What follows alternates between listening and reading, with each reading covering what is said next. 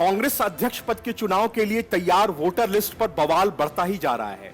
Congress voter list जारी करना नहीं चाहती है और अध्यक्ष पद के चुनाव लड़ने की तैयारी कर रहे शशि थरूर और उनके सहयोगियों का दबाव पार्टी पर बढ़ता ही जा रहा है। लेकिन सोनिया गांधी गुट किसी भी कीमत पर वोटर लिस्ट सार्वजनिक करने को तैयार नहीं है। इसलिए अब पार्टी के सांसद चुनावी प्रक्रिया पर ही सवाल उठाने लगे हैं।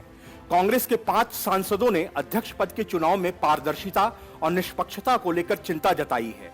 चिंता जताने वालों में मनीष तिवारी, शशि थरूर, कार्ति चिदंबरम, प्रद्युत बोरदोलोई, अब्दुल खलीक का नाम शामिल है। इन सांसदों ने पार्टी के केंद्रीय चुनाव प्राधिकरण के अध्यक्ष मधुसूदन मिस्त्री को पत्र भी लिख लिया है। शशि थरूर पहले भी ऐसा पत्र लिख चुके हैं।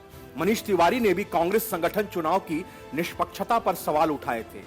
उन्होंने कहा था कि वोटर सूची के बिना कांग्रेस अध्यक्ष पद के निष्पक्ष चुनाव कैसे होंगे। उन्होंने मांग की है कि निष्पक्ष चुनाव के लिए पार्टी के वोटर का नाम, पता प्रकाशित किया जाना चाहिए। कांग्रेस के 5 सांसदों ने अब पत्र में लिखा है कि अध्यक्ष पद के चुनाव में मतदाता उम्मीदवार सभी 28 कांग्रेस प्रदेश अध्यक्ष 9 केंद्र शासित के पास जाकर इलेक्टोरल रोल को वेरीफाई नहीं कर सकते।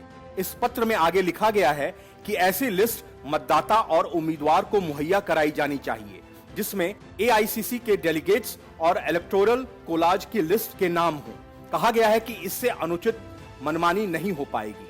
कांग्रेस में नए अध्यक्ष को लेकर चुनाव की तारीख आ गई है। नए अध्यक्ष का चुनाव 17 अक्टूबर को होगा। 19 अक्टूबर को काउंटिंग होगी। पार्टी ने यह फैसला वर्किंग कमेटी की मीटिंग में पिछले महीने लिया था। चुनावी शेड्यूल के मुताबिक 22 सितंबर को नोटिफिकेशन जारी किया जाएगा।